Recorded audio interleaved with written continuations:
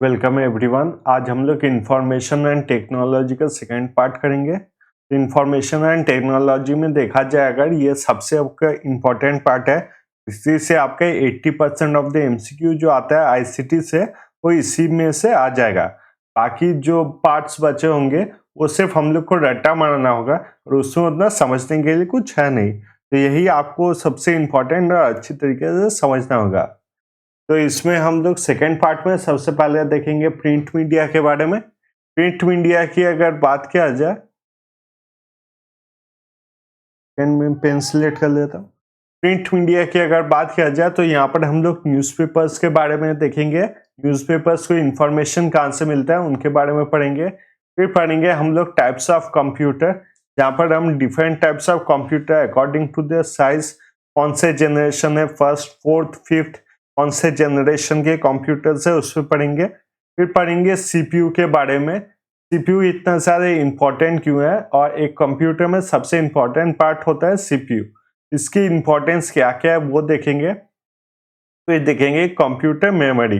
जो कंप्यूटर में हम चीजें स्टोर करते हैं तो उसको स्टोर करने के लिए हम लोग को मेमोरी चाहिए होता है। तो मेमोरी कितने प्रकार के होते हैं और ये कितने स्पीड होते हैं, कौन सा कितने इंपॉर्टेंट होता है, इसके बारे में देखेंगे। फिर देखेंगे हम लोग types of software. Types of software की अगर बात किया जाए तो आप देखेंगे कि हम लोग जो कंप्यूटर स्टार्ट करते हैं उससे बोला जाता है आपका ऑपरेटिंग सॉफ्टवेयर। फिर आता है आपका एप्लीकेशन सॉफ्टवेयर। ऐसे क्या क्या डिफरेंट टाइप्स ऑफ सॉफ्टवेयर है उसके बारे में देखेंगे। फिर देखेंगे हम लोग प्रोग्रामिंग लैंग्वेज। तो प्रोग्रामिंग लैंग्वेज क्या होता है, हम लोग कोई भी जब चीजें यूज करते हैं, जैसे कोई भी सॉफ्टवेयर हम लोग यूज करते हैं, वो लोग इंसानी को बनाना पड़ता है और इंसान फिर बना के कंप्यूटर में फीड करता है और फिर हम लोग यूज करते हैं। तो इसको फीड करने के लिए, कंप्यूटर में कोई लैंग्वेज फीड करने के लिए हम लोग को प्रोग्रामिंग लैंग्वेज पता होना चाहिए। तो ये कितने प्रकार के प्रोग्रामिंग लैंग्वेज है और अभी के दिन में कौन सा प्रोग्रामिंग लैंग्वेज यूज किया जा रहा है उसके बारे में देखेंगे। फिर देखेंगे लैंग्वेज प्रोसेसर। लैंग्वेज प्रोसेसर की अगर बात किया जाए तो लैंग्वेज प्रोसेसर में देखेंगे कि हमारा जो लैंग्वेज है उसे चेंज करके कंप्यूटर के लैंग्वेज में कैसे चेंज किया जाता है।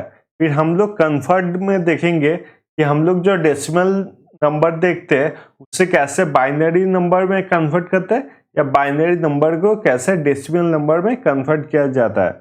और आखिर में देखेंगे हम लोग कन्वर्शन टेबल, जिसमें हम लोग देखेंगे किलोबाइट, मेगाबाइट, टेराबाइट, इनका कैसा रिलेशन है और कैसे इंटर रिलेटेड है।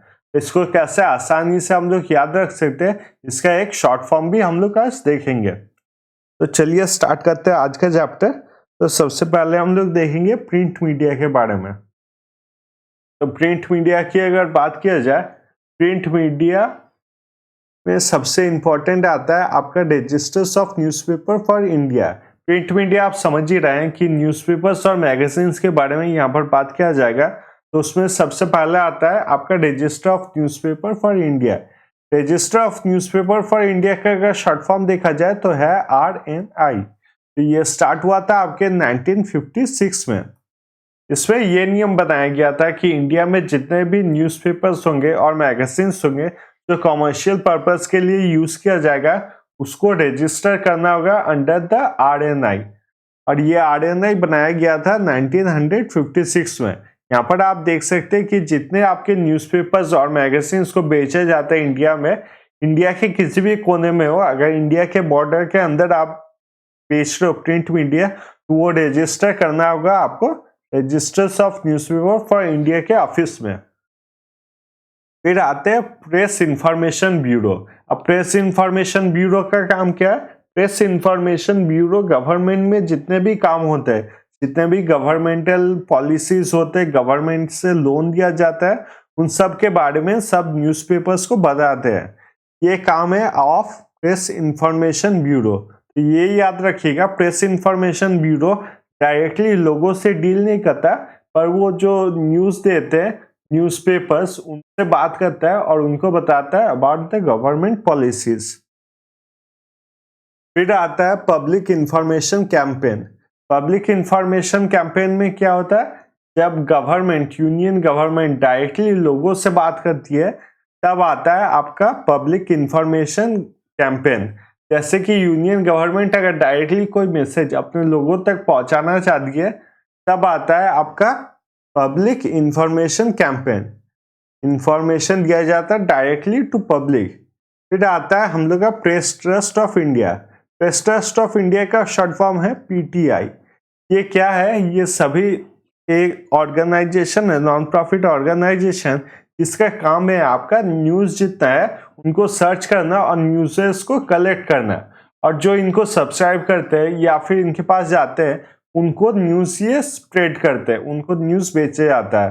तो ये है आपका प्रेस ट्रस्ट ऑफ इंडिया। फिर आता है press council of India. Press council of India का क्या काम है?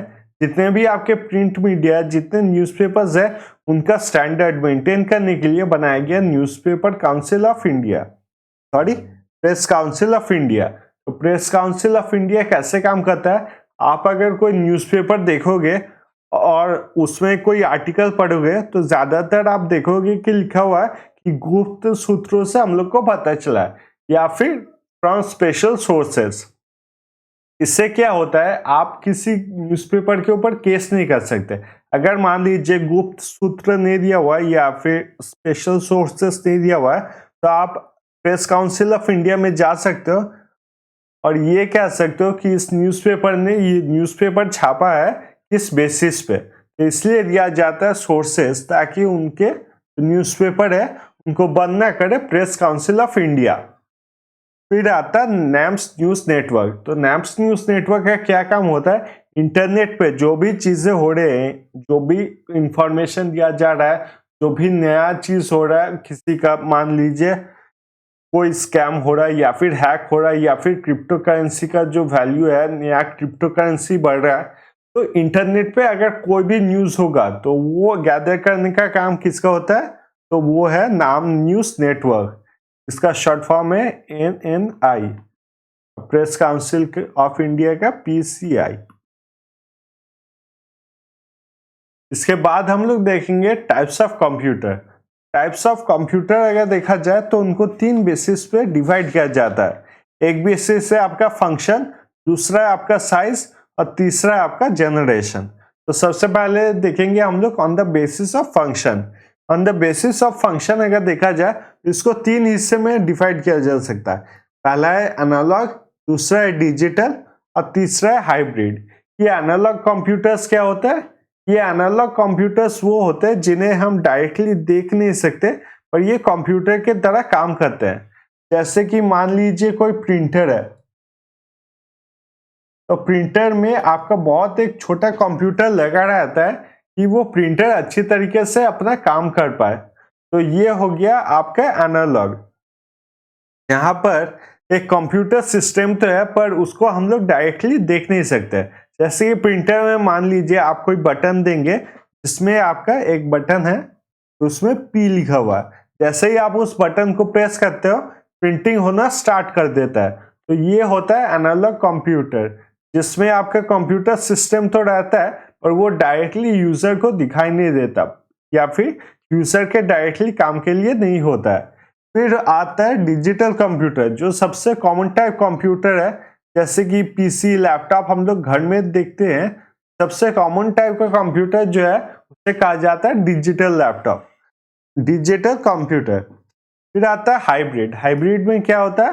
हाइब्रिड में आपके एनालॉग का फीचर और आपका डिजिटल का फीचर दोनों को यूज किया जाता है। इसके कहाँ एग्जाम्पल देख सकते हैं? मान लीजिए हम लोग जब हॉस्पिटल में जाते हैं, या फिर हॉस्पिटल में भी आप नहीं गए होंगे तो आपने टीवी में तो देखा ही होगा कि जब कोई पेशेंट को लाया जाता है हॉस्पिटल में, तो उसके हार्ट में जो है छोटा छोटा मशीन लगाया जाता है या फिर कुछ वायर्स लगाए जाते हैं, और वायर्स एनालॉग सिग्नल भेजते हैं और जाके कंप्यूटर में दिखाई देता है कि उसका हार्ट बीट कैसा है, उसका हार्ट बीट ठीक चल रहा है, नॉर्मल है, या फिर कुछ इश्यू है, और इसके हिसाब से डॉक्टर अब तक काम करते हैं। तो हाइब्रिड कंप्यूटर्स क्या हो गए? हाइब्रिड हो गए जो एनालॉग और डिजिटल दोनों के जो फैसिलिटीज है उनको यूज करते हैं और फिर अपना काम करते हैं। फिर देखेंगे on the basis of size. On the basis of size अगर देखा जाए तो इसको ये भी कह सकते हैं कि किस कंप्यूटर का कितना कॉन्फ़िगरेशन या फिर कितना मतलब पावर ज़्यादा है। तो सबसे ज़्यादा है आपका सुपर कंप्यूटर। सुपर कंप्यूटर सबसे पावरफुल कंप्यूटर्स होते हैं और ये बहुत बड़े-बड़े कामों के लिए यूज़ किया जाता है। जैसे कि मान लीजिए वेदर फोरकास्ट करने के लिए या फिर स्टॉक मार्केट को देखने के लिए, उनके लिए यूज़ किया जाता है सुपर कंप्यूटर। जैसा कि आप जानते ही हैं कि स्टॉक मार्केट में अगर 1 मिनट भी कंप्यूटर ठीक से काम नहीं किया तो करोड़ों का लॉस हो सकता है। तो जहाँ पर बहुत इंपॉर्टेंट डाटा होता है वहाँ पर यूज़ किया जाता है आपका सुपर कंप्यूटर।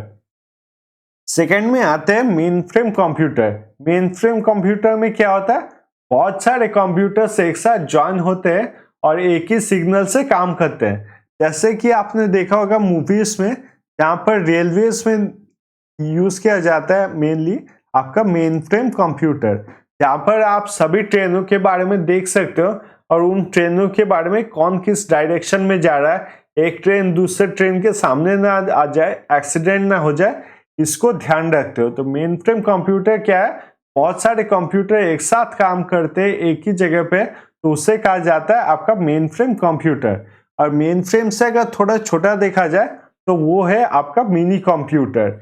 मेन फ्रेम बहुत ही बड़े साइज का होता है, जैसे कि आप रेलवे में देखिए कि इंडिया के हर एक कोने में, जम्मू कश्मीर का भी कोई ट्रेन हो या फिर आपका तमिलनाडु का भी ट्रेन हो, सभी ट्रेन को एक साथ देखना पड़ता है कि एक साथ वो कोऑर्डिनेट हो रहे कि नहीं और एक दूसरे के रास्ते में ना आ जाए।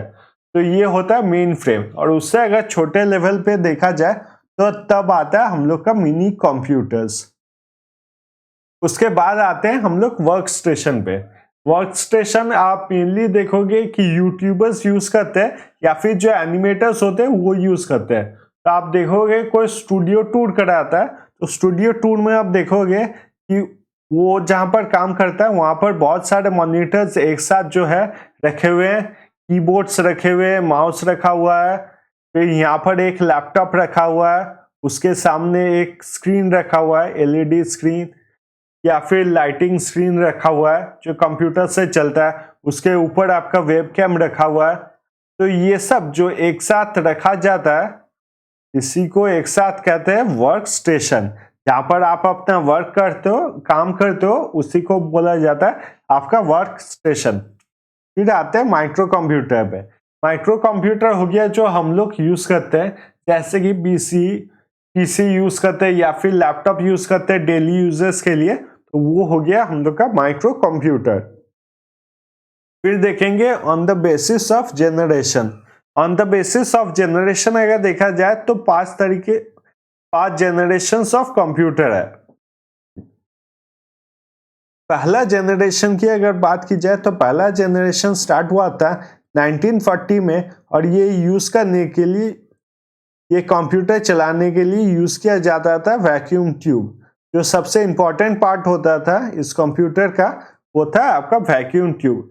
सेकेंड जनरेशन की अगर बात की जाए तो ये स्टार्ट हुआ था 1956 में और यहाँ पर यूज किया गया था आपका transistor for the computers. Third generation की बात अगर करें तो यहाँ पर आपका पर्सनल कंप्यूटर यूज होना स्टार्ट हो गया था करीब करीब। मतलब पर्सनल कंप्यूटर्स उतना आसान तो नहीं बना था, पर मतलब लोगों के लिए एक्सेस करना पॉसिबल हो गया था। इससे पहले कंप्यूटर जो है लोगों के लिए एक्सेस करना पॉसिबल नहीं था। इसमें सबसे इंपॉर्टेंट पार्ट जो यूज किया जाता वो क्या था, तो वो था आपका इंटीग्रेटेड सर्किट। फिर आ गए हम लोग fourth generation of computer. Fourth generation of computer में सबसे इंपॉर्टेंट पार्ट क्या था, सॉरी ये होगा 1971। तो सबसे इंपॉर्टेंट पार्ट क्या था, वो था आपका माइक्रो प्रोसेसर। इस टाइम तक डेवलप्ड कंट्रीज में भीड़ जमने लगा था कि कौन कितना अच्छा कंप्यूटर बना सकता है और कौन कितना अच्छा फैसिलिटीज दे सकते हैं। इसमें से सबसे आगे निकला था आपका एप्पल का कंप्यूटर और उसने जो पर्सनल कंप्यूटर का यूज करने का तरीका था वो पूरी तरीके से चेंज कर दिया था। फिर अगर सबसे रिसेंट की बात की जाए तो वो है 2001 में, 2001 से स्टार्ट हुआ था जो कि 5th जनरेशन था और इसमें यूज किया जाता है आपका आर्टिफिशियल इंटेलिजेंस।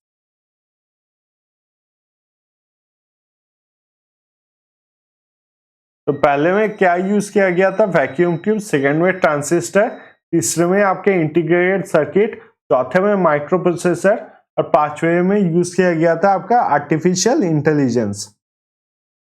अब बात करेंगे सीपीयू के बारे में। सीपीयू की अगर बात की जाए तो ये सबसे इंपॉर्टेंट पार्ट होता है किसी भी कंप्यूटर में। तो सीपीयू का मेनली आपका 3 काम होता है।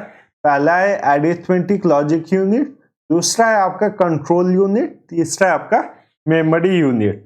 तो अरिथमेटिक लॉजिक यूनिट अगर कहा जाए तो इसका शॉर्ट फॉर्म है ALU। तो अरिथमेटिक लॉजिक यूनिट क्या करता है? जैसा इसका नाम है, अरिथमेटिक का कोई भी अगर कैलकुलेशंस होगा, प्लस माइनस डिवाइडेड इनटू, कोई भी अगर कंप्यूटर में कैलकुलेशंस दिया जाएगा, जैसे कि आप जानते ही होंगे कि MS एक्सेल भी हम जब यूज करते हैं तो बहुत सारे हम लोग को कैलकुलेशन करना पड़ता है, या फिर दूसरे भी आप सॉफ्टवेयर यूज करते हैं उसमें भी बहुत सारे कैलकुलेशंस रहते हैं। जितने भी आपके कैलकुलेशंस रहेंगे कंप्यूटर में, वो सब कौन करता है? वो करता है आपका अरिथमेटिक लॉजिक यूनिट। फिर आता है हम लोग का कंट्रोल यूनिट। कंट्रोल यूनिट क्या करता है? हम लोग को कंप्यूटर कैसे चलाना है और कैसे क्या कंट्रोल करना है उसको देखता है। कंट्रोल यूनिट का अगर आपको इजीली एग्जांपल दिया जाए तो शॉर्ट फॉर्म में CU। तो कंट्रोल यूनिट अगर इसी तरीके से आपको अगर बताया जाए तो मान लीजिए मैंने ये जो वीडियो है उसे रिकॉर्डिंग करने के लिए OBS सॉफ्टवेयर का यूज किया। अब OBS सॉफ्टवेयर क्या करेगा? इस वीडियो को रिकॉर्ड करेगा। रिकॉर्ड क्यों कर रहे हैं? रिकॉर्ड करने के टाइम काम में आता है आपके कंट्रोल यूनिट। रिकॉर्ड कर रहे हैं मतलब ये साथ ही साथ आपका एक जगह पे वीडियो को जो है सेव कर रहा है। सेव करने के साथ ही क्या कर रहा है? ये वीडियो प्लस ये एक्सटर्नल माइक से मैं जो ऑडियो बोल रहा हूं उसको सिंक्रोनाइज कर रहा है। तो ये होता है आपका कंट्रोल यूनिट का काम। जो सब मतलब कंप्यूटर में जो भी काम होता है वो सब कंट्रोल करता है, अरेंज करता है सिस्टमैटिकली ताकि काम किया जाए। ये काम होता है आपका कंट्रोल यूनिट का। उसके बाद आता है मेमोरी यूनिट। मेमोरी यूनिट क्या करता है? मान लीजिए मेरा वीडियो सेव हो गया, बन गया है। अब मेमोरी यूनिट क्या करता है? आपके एक जगह पे उसको सेव करता है। मान लीजिए उसने सेव किया है लोकल डिस्क D में। ये मेमोरी यूनिट का काम हो गया लोकल डिस्क D में सेव करना। अब मैं अगर चाहूं तो उसको कॉपी भी कर सकता हूं, इसको डिलीट भी कर सकता हूं, और अगर चाहूं तो यूट्यूब में अपलोड भी कर सकता हूं। कुछ भी अगर करूं तो लोकल डिस्क में जो ये मेरा वीडियो है वो सेव ही रहेगा जब तक मैं खुद से इसको डिलीट ना करूं। तो ये है आपका काम ऑफ द मेमोरी यूनिट कि कंप्यूटर्स में क्या क्या रहेगा। जैसे कंप्यूटर्स में मूवीज, गेम्स, ये सब रहते हैं, वो सब कहां पर सेव होता है? तो वो सब सेव होता है आपके मेमोरी यूनिट पे। अब ये मेमोरी यूनिट्स डिफरेंट होते हैं, उनके बारे में हम लोग देखेंगे। सबसे पहला होता है वो है आपका रजिस्टर। रजिस्टर आपका बहुत ही स्पीड से चलता है और ये आपका बेसिक चीजें देखता है। जैसे मान लीजिए आपने क्रोम पे टच किया तो क्रोम का टैब खोलना चाहिए, या फिर हिस्ट्री पे टच किया, अब ब्राउजर हिस्ट्री पे आपने क्लिक किया तो फिर कौन कौन सा आपने वीडियोस देखे थे वो सब खुलने चाहिए। ये काम होता है रजिस्टर का। तो रजिस्टर बहुत ही छोटा होता है और इसका स्पीड जो है वो बहुत ही तेज होता है। सबसे तेज मेमोरी जो है वो आपका रजिस्टर होता है। सेकेंड में आते हैं हम लोग कैच पे। कैच मेमोरी क्या होता है? आपका जो इमीडिएट चीजें हैं उनको रिकॉर्ड करता है। जैसे कि आप कोई भी अगर वेबसाइट खोलोगे तो कॉमनली आप क्या देखते हो कि नीचे आता है ऑप्शन कि इस वेबसाइट की कुछ कुकीज है, उससे आप एक्सेप्ट करते हो कि नहीं करते हो। कुकीज से क्या होता है? कुछ कुछ जो पर्सनल इंफॉर्मेशन है उनके पास रहता है। इससे क्या होता है, वेबसाइट आप जब नेक्स्ट टाइम ओपन करोगे तो वो आपको और भी अच्छी तरीके से काम कर सकता है। इसके लिए आता है आपका कैच मेमोरी। फिर आता है हम लोग का random access memory. Random access memory का शॉर्ट फॉर्म क्या है? वो है रैम। तो रैम को क्यों यूज किया जाता है? मान लीजिए आपने कोई सॉफ्टवेयर अपलोड किया है मेमोरी में। मान लीजिए आपने फोटोशॉप अपलोड किया है, फोटोशॉप को सॉरी अपलोड नहीं डाउनलोड किया है, फोटोशॉप आपने मेमोरी में डाउनलोड किया है। अब फोटोशॉप को जब आप स्टार्ट करेंगे तब काम में आता है आपका रैंडम एक्सेस मेमोरी। ये क्या करता है, फोटोशॉप का जो फंक्शनिंग है वो आपका आसान कर देता है कि फोटोशॉप जल्दी से ओपन हो जाए और बिना लैग के ये चलने लगे, मतलब बीच बीच में रुक ना जाए। तो अगर आपके कंप्यूटर में सिस्टम मतलब बीच बीच में रुक जाता है, कोई भी सॉफ्टवेयर जो है वो खुलने में बहुत ज़्यादा टाइम लगता है, तो क्या प्रॉब्लम है आपको प्रॉब्लम है रैंडम एक्सेस मेमोरी का। आपको सिस्टम में रैंडम एक्सेस मेमोरी जो है वो इंक्रीज करना होगा। फिर है आपका read only memory. Read only memory का शॉर्ट फॉर्म क्या है, तो उसका शॉर्ट फॉर्म है रोम। रीड ओनली मेमोरी हम लोग को ज्यादातर जो है कंपनी की तरफ से मिलता है, मतलब जो कंपनी है पहले से बना के हम लोग को देती है। रीड ओनली मेमोरी में एक छोटा सा चिप रहता है और उसमें लिखा हुआ रहता है कि कंप्यूटर स्टार्ट होने पे क्या काम होना चाहिए, क्या काम नहीं होना चाहिए। ये पहले से हम लोग को जो है कंपनी से इनपुट करके देती है और हम लोग इसको चेंज नहीं कर सकते, जबकि रैंडम एक्सेस मेमोरीज को हम लोग चेंज कर सकते हैं। जैसे मान लीजिए आपने फोटोशॉप जो है उसे डिलीट कर दिया, तो फिर इसको रैंडम एक्सेस मेमोरी में फोटोशॉप का कोई यूज नहीं रहेगा।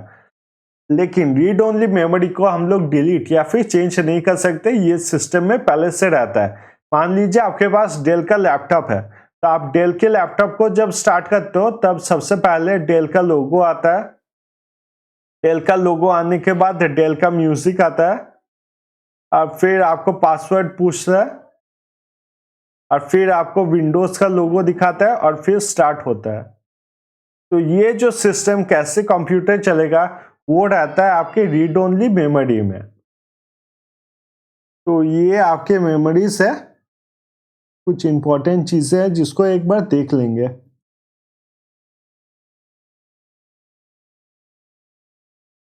अगर हम लोग को बोला जाए कि स्पीड की अगर बात की जाए, तो स्पीड हम लोग का यहाँ पर डिक्रीज होता है। स्पीड जो है हम लोग का इवेंचुअली डिक्रीज होता है, मतलब सबसे ज्यादा स्पीड रहता है रजिस्टर में, फिर कैश मेमोरी में, रैंडम एक्सेस मेमोरी में, और फिर आपकी रीड ओनली मेमोरी में। या साइज की अगर बात की जाए तो साइज हम लोग का ठीक उल्टा हो जाएगा। साइज सबसे ज्यादा रहता है आपके रीड ओनली मेमोरी में, फिर रैंडम एक्सेस मेमोरी, कैच, और फिर आपके रजिस्टर्ड मेमोरी में। ये दोनों चीजें आपको याद रखने हैं। फिर हम लोग मेमोरी में आएंगे प्राइमरी स्टोरेज में। प्राइमरी स्टोरेज क्या होता है, तो प्राइमरी स्टोरेज में आता है रैम, जो कि है रैंडम एक्सेस मेमोरी, और रोम मतलब रीड ओनली मेमोरी। तो इन दोनों को बोला जाता है प्राइमरी स्टोरेज। प्राइमरी स्टोरेज क्यों बोला जाता है, इन दोनों में से अगर कोई भी चीज आपकी कंप्यूटर में नहीं रहेगा तो फिर आपका कंप्यूटर जो है वो काम नहीं कर सकता। रैम और रोम दोनों आपके कंप्यूटर में रहने चाहिए, तभी आपका कंप्यूटर जो है वो काम कर सकता है। फिर आता है सेकेंडरी स्टोरेज। सेकेंडरी स्टोरेज क्या हो गया, ये एक्सटर्नल हम लोग स्टोरेज ऐड करते हैं ताकि हम लोग कोई चीज को स्टोर कर पाए, वो सब है सेकेंडरी स्टोरेज। जैसे आपका मान लीजिए हार्ड ड्राइव हो गया, सीडी हो गया, पेन ड्राइव हो गया, तो ये सब क्या है आपका है सेकेंडरी स्टोरेज। फिर दो प्रकार के होते हैं, एक है आपका इंटरनल स्टोरेज, दूसरा आपका एक्सटर्नल स्टोरेज। तो ये रैम रोम ये सब क्या हो गया, ये सब हो गया आपका इंटरनल स्टोरेज। और एक्सटर्नल स्टोरेज क्या हो गया, ये सब आपका hard drive, CD, pen drive, ये सब हो गया आपका एक्सटर्नल स्टोरेज। तो आसान शब्दों में समझिए, इंटरनल स्टोरेज वो होता है जो आपके सिस्टम के अंदर होता है। सिस्टम के इंटरनल में जो है अंदर है वो हो गया आपका इंटरनल स्टोरेज, और सिस्टम के बाहर जो है आउटसाइड द सिस्टम वो हो गया आपको एक्सटर्नल स्टोरेज। इसके बाद देखेंगे हम लोग टाइप्स ऑफ सॉफ्टवेयर। तो सॉफ्टवेयर जो हम लोग यूज करते हैं उसके मेनली तीन टाइप होता है। पहला है आपका ऑपरेटिंग सॉफ्टवेयर। ऑपरेटिंग सॉफ्टवेयर क्या होता है, जो हम लोग कंप्यूटर स्टार्ट करते हैं, जो कंप्यूटर चलाते हैं उसके लिए हम लोग यूज करते हैं ऑपरेटिंग सॉफ्टवेयर। तो ऑपरेटिंग सॉफ्टवेयर क्या क्या है? ऑपरेटिंग सॉफ्टवेयर है लाइनक्स, फिर है आपका मैक ओएस जो कि आपके एप्पल से दिया जाता है, और हम लोग ज्यादातर जो है वो क्या यूज करते हैं? तो यूज करते हैं आपका विंडोज। तो ये सब क्या है? ये सब ऑपरेटिंग सॉफ्टवेयर है। ऑपरेटिंग सॉफ्टवेयर का काम क्या है? कंप्यूटर के हर एक सिस्टम को, हर एक सॉफ्टवेयर को एक साथ रखना और उनको हार्डवेयर के साथ अच्छी तरीके से कोऑर्डिनेट करना ताकि वो सब काम कर पाए। तो वो सब है आपका ऑपरेटिंग सॉफ्टवेयर। फिर आता है हम लोग का यूटिलिटी सॉफ्टवेयर। अब यूटिलिटी सॉफ्टवेयर क्या होता है? कंप्यूटर में काम करने के लिए हम लोग को जो भी चीजें हेल्प करती है कि कंप्यूटर के काम इंक्रीज करने के लिए, स्पीड इंक्रीज करने के लिए, या वर्कफ्लो जो है उसे इजियर करने के लिए जो भी चीजें होती है वो सब रहती है आपके यूटिलिटी सॉफ्टवेयर। जैसे कि आपने कोई एंटीवायरस अगर कंप्यूटर में अपलोड किया या फिर डाउनलोड किया है तो वो हो गया आपका यूटिलिटी सॉफ्टवेयर। ये एंटीवायरस क्या करता है? आपका वायरस को मारता है और कंप्यूटर स्लो ना हो जाए उससे रोकता है। फिर आपका गूगल ड्राइव हो गया। गूगल ड्राइव कैसे हो गया? जितने भी आपके फाइल्स रहते हैं मेमोरी में उसे आप अपलोड कर सकते हो गूगल ड्राइव में, वो सेफली वहां पर रहेंगे। इससे क्या होगा? आप अपना मेमोरी जो है उसे खाली कर सकते हो और कंप्यूटर का वर्किंग स्पीड जो है वो इंक्रीज हो जाएगा। फिर आता है एप्लीकेशन सॉफ्टवेयर। एप्लीकेशन सॉफ्टवेयर तो बहुत आसान है, जो भी एप्लीकेशन हम लोग डाउनलोड करते हैं वो सब आते हैं अंडर एप्लीकेशन सॉफ्टवेयर। जैसे आपका फोटोशॉप हो गया, आफ्टर इफेक्ट्स हो गया, प्रीमियर प्रो हो गया, ये सब क्या है? ये सब है एप्लीकेशन सॉफ्टवेयर। फिर आएंगे हम लोग मशीन लैंग्वेज पे या फिर प्रोग्रामिंग लैंग्वेज। अब प्रोग्रामिंग लैंग्वेज अगर बात की जाए तो तीन तरीके का लैंग्वेज होता है। पहला है मशीन लैंग्वेज, दूसरा असेंबली लैंग्वेज, फिर है आपका हाई लेवल लैंग्वेज। तो मशीन लैंग्वेज को अगर कहा जाए तो मशीन लैंग्वेज सिर्फ उसी में इनपुट कर सकता था जो आपके मशीन को समझ में आए। और मशीन को क्या समझ में आता था? तो मशीन को सिर्फ समझ में आता है अभी भी बाइनरी डिजिट। मतलब मशीन को अगर कोई इंस्ट्रक्शन दिया जाएगा तो मशीन को किस लैंग्वेज में समझ में आएगा? Binary digit. और बाइनरी डिजिट क्या होता है? A combination of 1 and 0। तो 1 एंड 0 का कॉम्बिनेशन उसको देना पड़ेगा तभी वो समझेगा, और उसे कहा जाता है बाइनरी डिजिट। तो सबसे पहले आपका यूज किया गया था मशीन लैंग्वेज, और इसे आपका first generation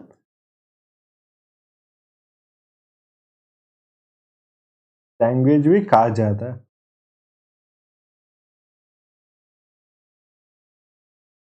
first generation language. उसके बाद आते हैं हम लोग असेंबली लैंग्वेज पे। असेंबली लैंग्वेज की अगर बात की जाए तो असेंबली लैंग्वेज में हम लोग के कुछ टेक्स्ट रहते हैं जिससे हम लोग कंप्यूटर में क्या रहता है उसको समझ सकते हैं। जैसे कि आप कोई फाइल अगर देखेंगे, वर्ड फाइल देखेंगे, तो उसके आखिर में लिखा रहता है .txt। तो इससे आप समझ सकते हैं टेक्स्ट है। और मान लीजिए आपने कोई पिक्चर सेव किया तो उसके साथ रहेगा .png। तो इससे आप समझेंगे कि ये कोई पिक्चर का फाइल है। तो ये है आपका असेंबली लैंग्वेज, जहां पर कुछ हद तक हम लोग लैंग्वेज यूज कर सकते हैं ताकि मशीन का जो लैंग्वेज है उसे समझा जा सके। और अभी जो सबसे रिसेंट है वो है आपका high level language. High level language में क्या यूज होता है? जैसे कि आपका मान लीजिए C++ या फिर जावा, ये सब होता है आपके high level language. High level language कैसा अभी बहुत है कि सभी को आपका कोडिंग सीखना है। बच्चों को भी सिखाया जा रहा है कि आप लोग भी कोडिंग सीखिए। आपने एडवर्टाइजमेंट देखा ही होगा कि चिंटू के लिए सभी लड़ाई करते हैं क्योंकि उसने कोडिंग सीख लिया। तो ऐसा है कि बच्चों के ऊपर पहले से तो अच्छा प्रेशर नहीं था, अभी उनके ऊपर और भी प्रेशर दिया जा रहा है ताकि सिर्फ कोटा में बच्चे सुसाइड न करें, पूरे इंडिया में बच्चों का इक्वल सुसाइड रहे। Why should Kota have all the fun? तो बच्चों के ऊपर प्रेशर को और भी इंक्रीज करने के लिए उनको सिखा दिया जाना है हाई लेवल लैंग्वेज, जिसे हम आसान भाषा में या फिर अभी के लैंग्वेज में कहते हैं कोडिंग। कोडिंग में क्या होता है? आपके जो सिंपल इंग्लिश लैंग्वेज होता है उसी लैंग्वेज में हम लोग टाइप करते हैं और उसको चेंज किया जा सकता है इन बाइनरी डिजिट्स या फिर इन द मशीन लैंग्वेज ताकि मशीन को समझ में आए। मान लीजिए हम लोग ने कोई टेस्ट दिया if A is typed, person will shoot।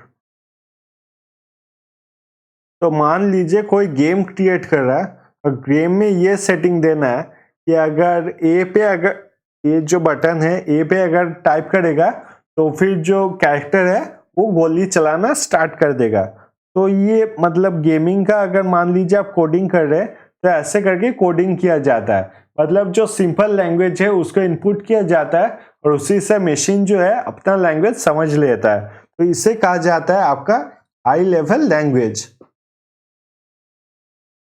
फिर आते हैं आपके लैंग्वेज प्रोसेसर पे। लैंग्वेज प्रोसेसर अगर बात किया जाए तो हम लोग ने पहले ही पढ़ा था कि हम लोग जो लैंग्वेज कहते हैं उसे चेंज करना पड़ता है आपके बाइनरी डिजिट्स में। क्यों चेंज करना पड़ता है? ताकि कंप्यूटर के समझ में आए कि हम कौन से इंस्ट्रक्शन दे रहे हैं। इसे चेंज करने के लिए आपके 3 तरीके के सिस्टम है। पहला है असेंबलर, दूसरा है आपका इंटरप्रेटर, तीसरा है आपका कंपाइलर। तो असेंबलर किस में यूज किया जाता है? असेंबलर यूज किया जाता है आपके असेंबली लैंग्वेज में।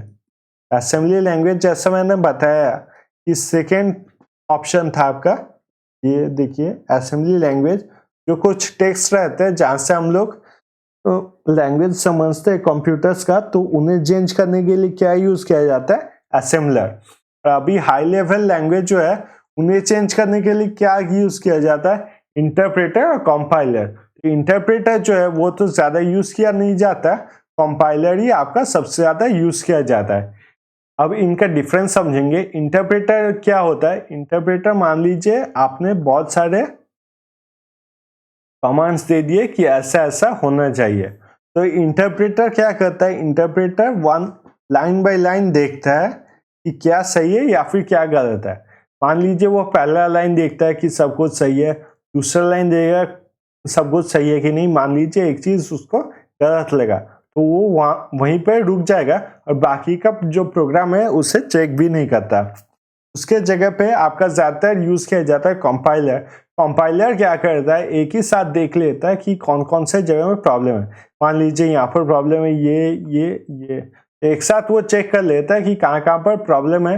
और जब वो प्रॉब्लम सॉल्व हो जाता है तब वो रन करने लगता है, जो कोड है उसे रन करने लगता है। वो है आपका कंपाइलर, जो ऑल टुगेदर एक साथ पूरे चीज को कंपाइल कर देता है। तो आप ज्यादातर जो आईटी इंडस्ट्री है या फिर बहुत सारे टीवी में आप देखोगे, कंपनीज में भी ये कहते हैं कि आपने जो कोडिंग लिखा वो कंपाइल ही नहीं हो रहा। कंपाइल नहीं होने का मतलब यही है कि कंपाइलर उसे एक्सेप्ट नहीं कर रहा। इसके बाद हम लोग देखेंगे कि नंबर्स को जो है उसे कैसे कन्वर्ट किया जाता है। तो ये आपके एग्जाम में काफी बार आए हैं और इसे एक बार आप लोग अच्छे तरीके से समझ लीजिएगा। तो अब समझते हैं कन्वर्ट कैसे किया जाता है।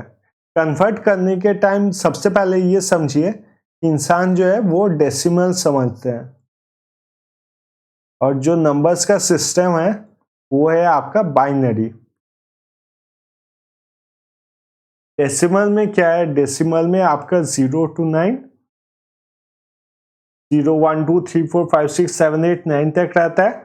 और बाइनरी में क्या है? बाइनरी सिर्फ एक्सेप्ट करता है 0 और 1 को। इसको छोड़ के वो कोई भी नंबर एक्सेप्ट नहीं करता है। पहले समझेंगे डेसिमल नंबर को कैसे बाइनरी नंबर में कन्वर्ट किया जा सकता है। मान लीजिए कोई नंबर दिया हुआ है यहाँ पर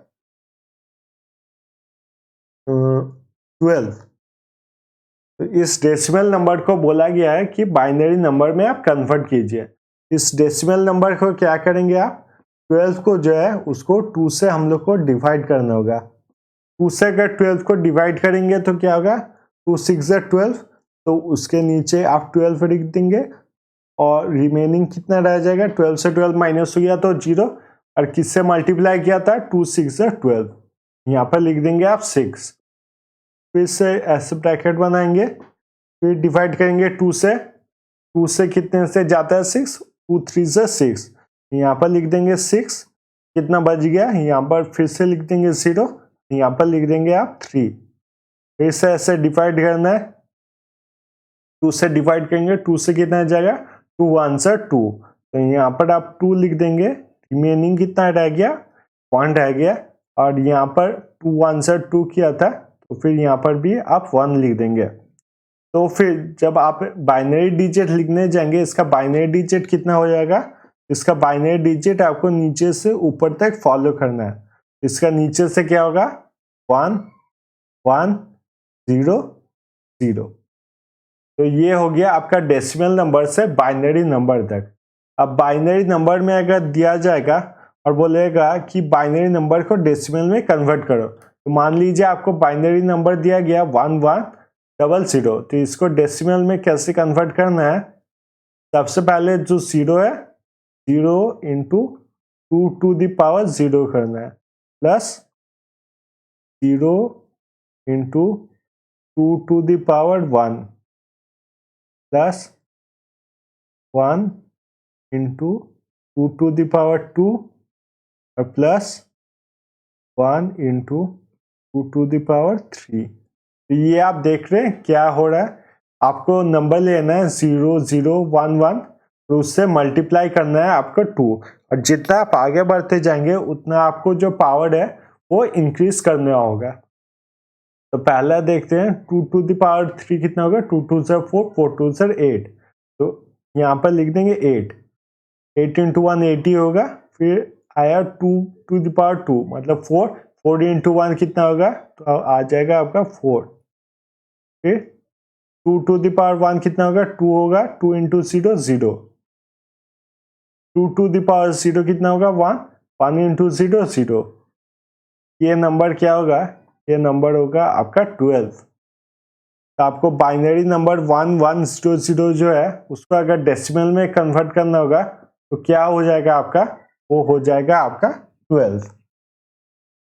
तो चलिए इसको और एक एग्जाम्पल से समझते हैं। मान लीजिए दो चीजें हैं, एक है आपका डेसिमल और दूसरे तरफ है आपका बाइनरी। तो दूसरा एक नंबर लेते हैं, चलिए नंबर लेते हैं 18।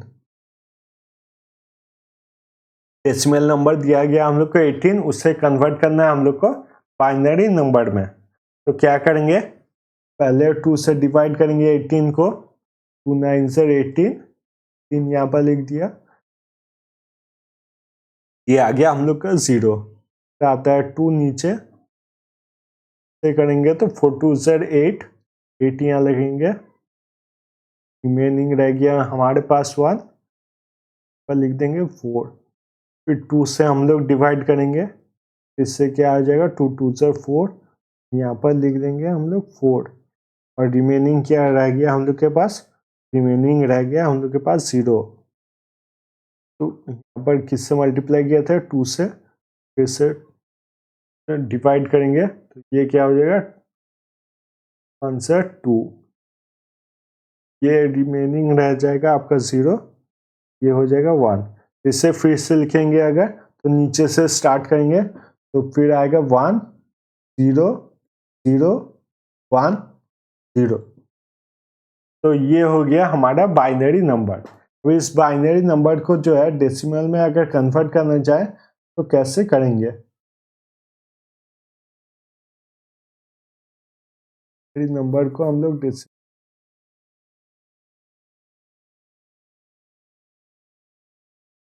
हमारे पास नंबर है 10010, तो सबसे पहले 0 लिखेंगे इंटू 2 टू द पावर 0, फिर लिखेंगे plus 1 into 2 to the power 1, plus 0 into 2 to the power 2, plus 0 into 2 to the power 3, plus 1 into 2 to the power 4। अब इसके कैलकुलेशन करेंगे। 2 टू द पावर 4 कितना होगा, 2 2 से 4, 4 2 से 8, 8 2 से 16, तो 16 इंटू 1 हो जाएगा हम लोग का 16। फिर 2 3 से कितना होगा आपका 8 हो जाएगा, 2 पर 3, 8 into 0 0, plus 2 to the power 2 कितना हो जाएगा आपका 4, 4 into 0 0, plus 2 to the power 1 2 हो जाएगा, 2 into 1 2, plus 2 to the power 0 कितना हो जाएगा आपका 1 हो जाएगा, 1 इंटू 0 0, तो ये हो गया आपका 10 प्लस 2 मतलब आपका हो गया 18।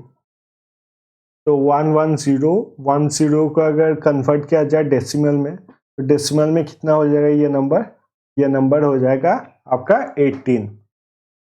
आई होप आपको बेसिक क्लियर हो गया। आप अब कुछ रैंडम नंबर से खुद एक बार इसको प्रैक्टिस कर लीजिए, क्योंकि ये आपके एग्जाम में बहुत बार आ चुका है। फिर लास्ट में आएंगे हम लोग कन्वर्शन टेबल पे। अगर कन्वर्शन टेबल की बात की जाए तो कन्वर्शन टेबल में आपका देखा जाएगा कि हम लोग मेमोरी जो है उनको कैसे डिफाइड करते हैं या फिर कैसे चेंज कर सकते हैं।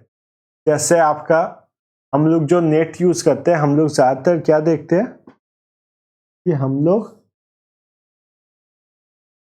ज्यादातर देखते हैं कि हमारा जो मेमोरी है उसे किलोबाइट में लिखा जाता है, सॉरी मेगाबाइट में लिखा जाता है। इससे हम लोग कैसे चेंज करते हैं और कैसे चेंज होता है उसे देख लेंगे। बाइट से पहले भी कुछ चीजें हैं जो आपके एग्जाम में आए हैं, जैसे कि बाइट से पहले है आपका सबसे पहले आपका बिट। बिट का मतलब क्या होता है, बिट होता है एक बिट, मतलब चाहे 1 हो या फिर 0 हो, ये होता है एक बिट। एक बिट का मतलब क्या हो गया, सिर्फ 1 या फिर सिर्फ 0। तो बिट के बाद क्या आता है, बिट के बाद आता है आपका निबल। निबल क्या होता है, निबल होता है आपका 4 बिट। और उसके बाद आता है आपका बाइट। और बाइट में क्या रहता है, बाइट में रहता है आपका 8 बिट्स। ऐसे ही चलते रहता है। बाइट के बाद आता है आपका किलोबाइट। किलोबाइट कितना होता है, 1024 बाइट्स। फिर आता है आपका मेगाबाइट। मेगाबाइट क्या होता है, 1024 किलोबाइट। तो ये दोनों जो है किलोबाइट और मेगाबाइट, ये सब हम लोग कहाँ देखते हैं, ये सब हम लोग अपने मोबाइल में देखते हैं। जब मोबाइल में हम लोग नेट भराते हैं तो हम लोग को आता है कितना मेगाबाइट चाहिए आपको, कितना एमबी का नेट चाहिए, सॉरी। तो वो कुछ नहीं है, वो यही है मेगाबाइट और किलोबाइट। के बाद आता है आपका गीगाबाइट जो कि 1024 मेगाबाइट। फिर है टेराबाइट जो कि 1024 गीगाबाइट। आप देख रहे हैं कि पहले का जो यूनिट है उसी यूनिट को लगाया जा रहा है, सिर्फ 1024 टाइम्स इंक्रीज किया जा रहा है। वैसे ये पेटा, एक्सा, जेटा और योटो, तो ये सब तो बाइट्स है। इसको एक बार हम लोग देख लिए, अब समझेंगे इसको कैसे याद करना है। तो आपको एक स्टोरी सुनाता हूं कि आपका वाई और जेड जो था उसने आपका उधार लिया था बीएनबी नाम का एक होटल से। अब बीएनबी क्या होता है, आपका बेड एंड ब्रेकफास्ट होटल होते हैं। तो वाई और जेड को आपका जीटी रोड पे 1 किलोमीटर तक चलना पड़ा था, ताकि उसने जो पैसा लिया था आपके बीएनबी होटल से उसको वो वापस दे सके। मतलब वहां से जितना पैसा लिया था वाई और जेड ने, उसको वो वापस दे सके। तो अब समझेंगे इसको कैसे फॉर्मूले में लिखना है। इसमें सबसे पहले क्या आता है, आपका सबसे पहले आता है बी एंड बी होटल में जाना पड़ेगा आपको।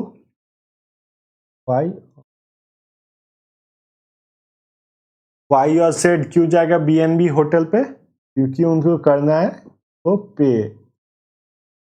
और किस रास्ते से जाएंगे वो लोग, फिर वो जाएंगे आपके जीटी रोड से, और कितना दूर जाना है उन्हें?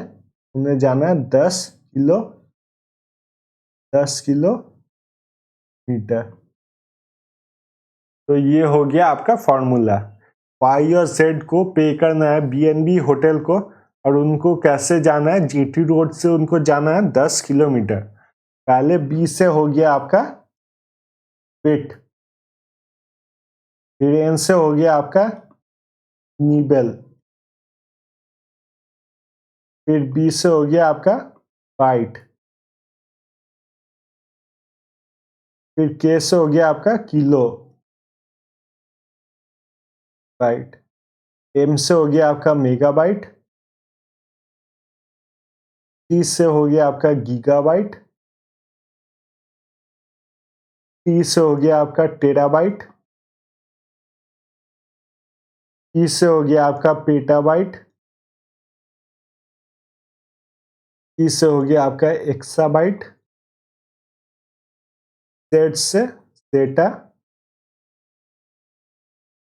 और वाई से योटो या फिर योटा, जो भी है आप याद रखने के लिए कह सकते हैं। अब ये इनका वैल्यू कितना है वो कैसे याद रखना है? तो इनका वैल्यू आप सिर्फ 3 चीजें को जो है याद रखना है।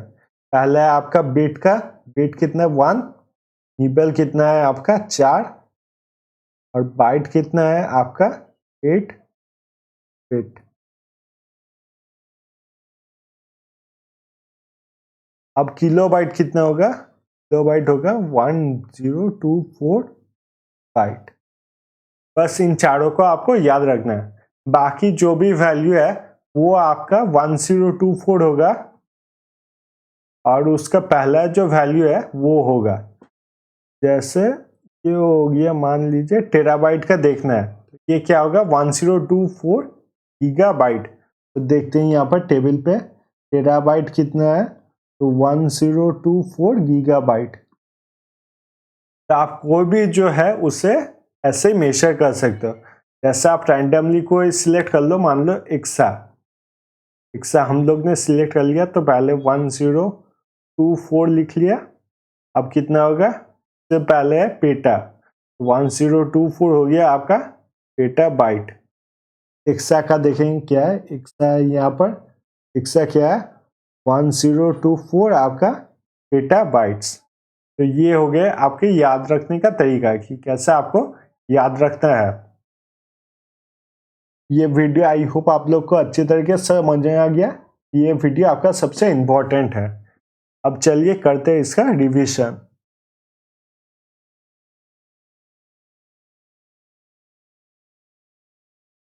तो सबसे पहले हम लोग देखते हैं प्रिंट मीडिया के बारे में। तो प्रिंट मीडिया अगर कहा जाए तो सारे न्यूज़पेपर्स के बारे में देखेंगे। सबसे पहला इम्पोर्टेंट बॉडी होता है उसका register of newspaper for India.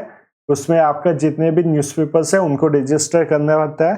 Press information bureau, government ने क्या काम किया, क्या पॉलिसीज है, वो सब आपके न्यूज़ मेकर्स तक पहुंचाती है।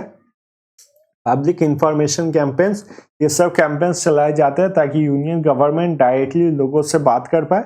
फिर है आपका press trust of India. Press trust of India सारे जितने भी न्यूज़ होते हैं उनको कलेक्ट करते हैं और उन्हें डिस्ट्रीब्यूट करते हैं। फिर आता है press council of India. Press council of India का काम है कि न्यूज़पेपर्स और मैगजीन का स्टैंडर्ड इंडिया में नीचे ना गिर जाए, ये उनको देखना पड़ता है। फिर है नाम्स न्यूज़ नेटवर्क। नाम न्यूज़ नेटवर्क आपका इंटरनेट पे कोई भी न्यूज़ हो उनको पब्लिश करता है और उनके बारे में इंफॉर्मेशन गैदर करता है। फिर देखेंगे types of computer. Types of computer अगर देखा जाए तो फंक्शन के बेसिस में 3 तरीके के होते हैं। पहला है एनालॉग, फिर आपका डिजिटल, और तीसरा आपका हाइब्रिड। एनालॉग कंप्यूटर्स में आपका फिजिकली काम करना पड़ता है और कंप्यूटर पहले से अंदर सेट रहता है। डिजिटल कंप्यूटर हम लोग सबसे ज़्यादा यूज़ करते हैं, और हाइब्रिड मतलब आपका एनालॉग और डिजिटल दोनों के फीचर मिला देते हैं। On the basis of size अगर देखा जाए तो सबसे पावरफुल है आपका सुपर कंप्यूटर। फिर आता है आपका main frame, mini computer, work station, आखिर में आता है आप लोग का माइक्रो कंप्यूटर। माइक्रो कंप्यूटर जो हम लोग यूज़ करते हैं, जैसे कि आपका लैपटॉप हो गया या फिर आपका पीसी हो गया, उससे कहा जाता है आपका माइक्रो कंप्यूटर। फिर देखेंगे on the basis of generation. तो on the basis of generation आपके 5 जनरेशंस है। तो सबसे इंपॉर्टेंट जो उनमें से आता है, आपको याद रखना है कि सबसे इंपॉर्टेंट पार्ट कौन सा था। जैसे कि मान लीजिए दे देगा आपको कि 3rd जनरेशन में सबसे इंपॉर्टेंट पार्ट कौन सा था, तो आपको लिखना होगा इंटीग्रेटेड सर्किट। तो पहला जनरेशन में था वैक्यूम ट्यूब, सेकेंड में ट्रांजिस्टर, तीसरे में इंटीग्रेटेड सर्किट, चौथे में मल्टी प्रोसेस माइक्रो प्रोसेसर, और पांचवे में था आर्टिफिशियल इंटेलिजेंस। हम अभी भी जो यूज करते हैं वो है आर्टिफिशियल इंटेलिजेंस। फिर आएंगे सीपीयू पे, most important part of a computer. इसके 3 इंपॉर्टेंट पार्ट्स है। पहला है अरिथमेटिक लॉजिक यूनिट, जो आपके सारे कैलकुलेशन करता है। कंट्रोल यूनिट, जो आपके पूरे सिस्टम को कंट्रोल करता है। फिर आता है मेमोरी यूनिट, जो आपका स्टोरेज फैसिलिटी का काम करता है। कंप्यूटर की मेमोरी अगर बात की जाए तो ये आपके 4 है। पहला है आपका register, cache, random access memory और रीड ओनली मेमोरी। का स्पीड की बात की जाए तो सबसे ज्यादा होता है रजिस्टर, कैचे, रैंडम, फिर रीड ओनली। साइज की अगर बात की जाए तो रीड ओनली का होता है रैंडम, कैचे, फिर रजिस्टर। और यहाँ पर अगर प्राइस की बात अगर की जाए तो प्राइस भी आपका इंक्रीज होता है। जैसे सबसे महंगा होता है आपका register memory, cache memory, random access memory, और सबसे सस्ता होता है आपका रीड ओनली मेमोरी। फिर आते हैं प्राइमरी स्टोरेज पे। प्राइमरी स्टोरेज वो स्टोरेज है जिसके बिना आपका कंप्यूटर काम नहीं कर सकता। और सेकेंडरी स्टोरेज होता है आपका एक्सटर्नल जो स्टोरेज डिवाइस हम लोग यूज करते हैं इसी चीज को स्टोर करने के लिए, वो होता है आपका सेकेंडरी स्टोरेज। फिर आते हैं हम लोग टाइप्स ऑफ सॉफ्टवेयर पे। टाइप्स ऑफ सॉफ्टवेयर क्या है, तो सबसे पहले है ऑपरेटिंग सॉफ्टवेयर। ऑपरेटिंग सॉफ्टवेयर आपका जो हार्डवेयर है और सॉफ्टवेयर दोनों को मिला के काम करता है, उसी को कहा जाता है ऑपरेटिंग सॉफ्टवेयर। यूटिलिटी सॉफ्टवेयर क्या होता है, कंप्यूटर के काम करने के तरीके में जो स्पीड लाता है या फिर काम करने को आसान बनाता है, उसी को कहा जाता है यूटिलिटी सॉफ्टवेयर। एप्लीकेशन सॉफ्टवेयर क्या होता है, एप्लीकेशन सॉफ्टवेयर हम लोग का अगर कोई काम करना चाहे, कोई स्पेसिफिक काम करना चाहे कंप्यूटर पे, उस काम को करने में, असिस्ट करने में जो चीज हम लोग को साथ देता है वो है आपका एप्लीकेशन सॉफ्टवेयर। फिर आते हैं हम लोग प्रोग्रामिंग लैंग्वेज में। प्रोग्रामिंग लैंग्वेज में अगर कहा जाए तो 3 तरीके के लैंग्वेज है। पहला है मशीन लैंग्वेज, दूसरा असेंबली लैंग्वेज, तीसरा है आपका हाई लेवल लैंग्वेज। तो जो सबसे बेसिक है वो है आपका मशीन लैंग्वेज, और दूसरा है आपका असेंबली लैंग्वेज, जहाँ पर कुछ टेक्स्ट रहते हैं और वहीं से हम लोग को मशीन का लैंग्वेज पता करना होता है। और तीसरा आपका हाई लेवल लैंग्वेज, जहाँ पर हम लोग इसे इंग्लिश वर्ड्स में कह सकते हैं और वो कंप्यूटर्स अपने लैंग्वेज में ट्रांसलेट कर लेंगे। अपने लैंग्वेज में ट्रांसलेट करने के लिए वो 3 प्रोसेसर्स का यूज करते हैं। पहला है असेंबलर, इंटरप्रेटर और कंपाइलर। असेंबलर अगर बात की जाए तो असेंबलर पहले असेंबली लैंग्वेज जब यूज किया जाता है तब आपके कंप्यूटर को इंटरप्रेट करने में मदद करता था। अभी हाई लेवल लैंग्वेज में आपका यूज किया जाता है इंटरप्रेटर और कंपाइलर। इसमें भी सबसे ज्यादा यूज किया जाता है आपका कंपाइलर, जो एक साथ पूरे प्रोग्राम में देखता है कौन सा गलत है या फिर कौन सा सही है, और इंटरप्रेटर लाइन बाय लाइन देखता है कि कौन सा सही है या फिर कौन सा गलत है। फिर कन्वर्शन अगर देखा जाए, हम लोग सीखे थे कि कैसे कोई डेसिमल नंबर रहेगा उसे बाइनरी नंबर में कैसे कन्वर्ट करना है, और बाइनरी नंबर में कैसे कन्वर्ट करना है। फिर हम लोग देखे थे कन्वर्शन टेबल की मेमोरी जो है या फिर इंटरनेट हम लोग को जो प्रोवाइड किया जाता है उसमें कैसे कन्वर्ट किया जा सकता है एक चार्ट से दूसरे चार्ट पे, और याद करने का इजी तरीका भी हम लोग ने देखा था। तो फिर से एक बार देख लेते हैं वाई और जेड को कहाँ पर पैसा देना था। तो BNB होटल में। BNB होटल क्या होता है, बेड एंड ब्रेकफास्ट होटल। तो जेड एंड वाई को पे करना था PE, और इसलिए उन्होंने GT रोड पे 1 किलोमीटर चला था ताकि वो BNB होटल जा पाए, क्योंकि होटल तो घर के बगल में नहीं होता है, रोड के ऊपर ही होता है। तो जेड एंड वाई को पैसा देने के लिए, PE पे करने के लिए GT रोड पे जाना पड़ा था 1 किलोमीटर BNB होटल तक। ये अगर आप लाइन याद रखेंगे तो ये पूरा चार्ट आपको याद रहेगा आसानी से।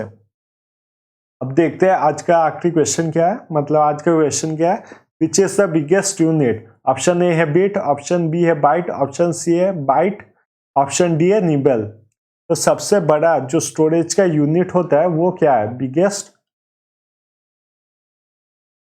स्टोरेज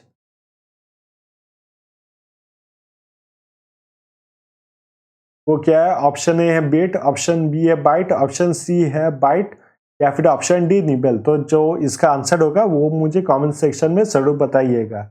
आज का वीडियो देखने के लिए थैंक यू सो मच। अगर वीडियो अच्छा लगे तो चैनल को काइंडली सब्सक्राइब कीजिए, इससे मुझे काफ़ी सपोर्ट मिलता है। थैंक यू सो मच ये वीडियो देखने के लिए और मिलेंगे हम लोग अगले वीडियो में।